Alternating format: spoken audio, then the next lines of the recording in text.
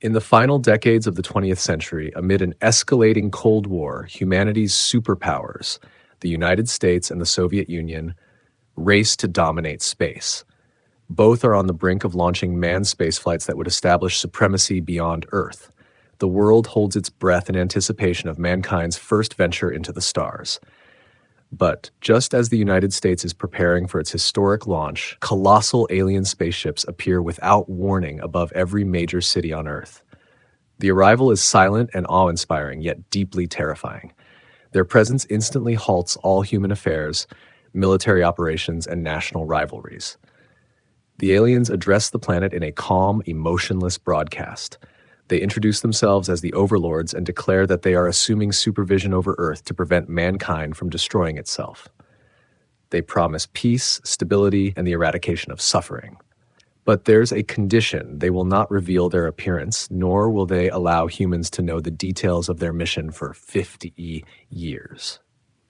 Despite the mystery, the sheer demonstration of their power and omnipresence leaves humanity with no option but to accept their authority. To manage relations between the overlords and humanity, the United Nations is chosen as the central authority, and Secretary General Ricky Stormgren becomes the designated liaison to the overlords. He alone is granted direct communication with Karelin, the supervisor for Earth. Their meetings are frequent and respectful, conducted through highly advanced audiovisual systems. Yet Karelin always remains hidden behind a barrier of light and sound, a protective veil that prevents any human from seeing what he looks like. This fuels speculation around the globe. Over time, Stormgren comes to appreciate Karelin's wisdom and empathy. He realizes that the overlords are far more than distant monitors. They are intelligent and thoughtful beings with a deep understanding of human nature. But even as trust grows, Stormgren cannot shake his desire to know who and what the overlords truly are. Why the secrecy? What do they have to hide? And why will they only show themselves in 50 years, not sooner? One day, Stormgren is abducted by a group known as the Freedom League, who believe that human dignity is being sacrificed under overlord control. They view Stormgren as a collaborator and demand that he turn against Karelin or force the aliens to reveal themselves. He is taken to a hidden underground location where he is interrogated, but Stormgren remains calm and collected. Unbeknownst to his captors, he carries a secret device given to him by Karelin. With a simple touch, Stormgren activates the device and transmits his location. Within minutes, the overlords intervene and rescue him with almost effortless precision. The radical group is left powerless, their hideout breached by a force they cannot comprehend. For Stormgren, the event is more than a rescue. It is a chilling reminder of the overlords' omnipotence. They are not just powerful observers, they are capable of instant and total control. As his tenure as Secretary General nears its end, Stormgren prepares for one final meeting with Karelin. He is consumed by the mystery of the overlord's appearance and plans to uncover the truth. He conceals a clever optical device designed to bypass Karelin's protective light barrier, giving him a fleeting chance to glimpse the alien's supervisor directly. During the meeting, he uses the device and sees Karelin in the flesh. What he witnesses is shocking and unsettling, though the reader is not yet told what that form is. The image sears itself into Stormgren's memory, changing his perception forever. Yet he chooses not to share what he has seen with the public. Perhaps out of respect, or perhaps because he knows humanity is not ready. Stormgren retires, carrying the knowledge with him into quiet obscurity. Decades pass. The Earth enters what comes to be known as the Golden Age. The overlords keep their promise. Wars cease, poverty ends, disease is nearly eradicated, and global inequality fades. Technological progress soars under the aliens' subtle guidance. With crime nearly non-existent and international tensions dissolved, people enjoy leisure and security in ways previously unimaginable. Humanity is prosperous, comfortable, and, for the first time, unified. But as the decades unfold, another pattern emerges. Creativity declines. Scientific discovery slows. Religion wanes. Humanity is no longer reaching for the stars or pushing its limits. Without adversity, ambition fades. Without struggle, growth halts. The human race is content, but stagnant. The arts become nostalgic. The sciences plateau.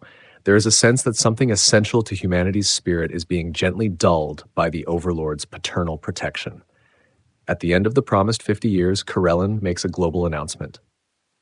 The overlords will now reveal themselves to the world. Giant ships land, and the alien beings step forth. The sight sends shockwaves through the population. Corellin and his kind resemble ancient depictions of demons: leathery wings, barbed tails, cloven hooves, and towering horns. Though they bring no violence, their appearance evokes fear, awe, and deeply buried archetypes from religious mythologies.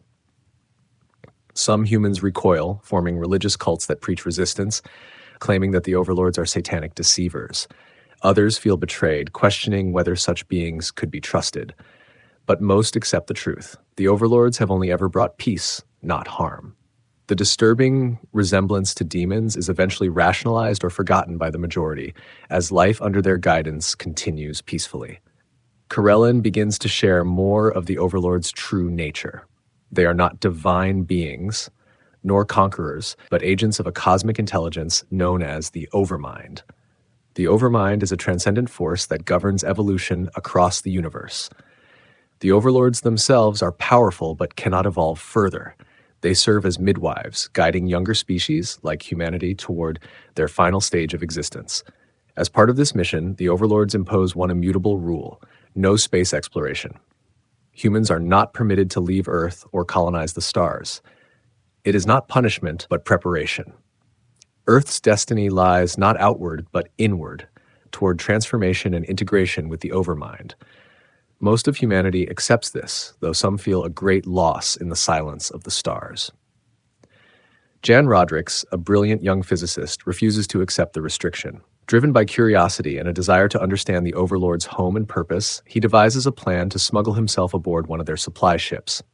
He injects himself with a compound that will put him into suspended animation, allowing him to survive the long journey through space. The plan succeeds.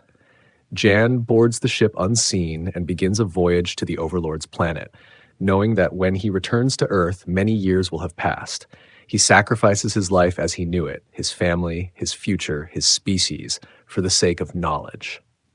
Meanwhile, back on Earth, something strange begins to happen to the children. New generations are born with inexplicable mental powers: telepathy, precognition, and a form of shared awareness. These children grow increasingly detached from their parents, bonding only with each other in mysterious, silent ways. In remote communes and colonies like New Athens, founded to preserve traditional human culture, parents are heartbroken as their children drift away emotionally and intellectually. The overlords observe but do not intervene. Then Corellin announces the truth. This is the next step in human evolution. The children are not mutants, they are becoming something else entirely. As time passes, the transformation accelerates. The children become less human in behavior. They no longer speak aloud. They barely eat. Their eyes take on a distant, glowing look. They begin to move and think as one. Parents, powerless to understand or stop it, are left behind.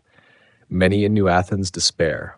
Some take their own lives, unwilling to witness the extinction of humanity as they knew it. The overlords continue to guide and protect the children, knowing that the moment of transcendence is near. They cannot follow the children, nor can they evolve themselves.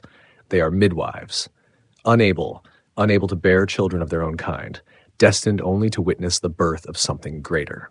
After more than 80 years, Jan Rodricks returns to Earth aboard an overlord vessel. But the planet he finds is not the one he left.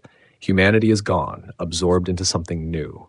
Only the children remain, silent, radiant beings, unified in thought, no longer individuals. Jan is the last human. Jan observes them from a distance, deeply moved and saddened.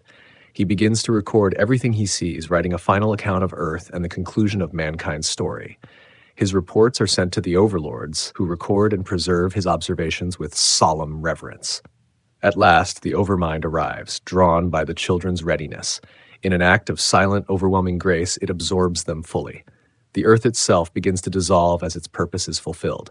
There is no violence, just a sublime unraveling, a transformation into energy, thought, and cosmic union.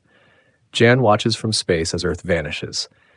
He dies shortly afterward, the final echo of the human race.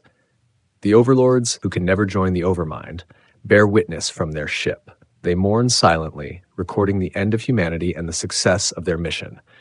Then, with nothing more to offer or observe, they leave Earth's place in the stars, returning to their own world, alone, unchanged, and forever on the outside of evolution's ultimate truth.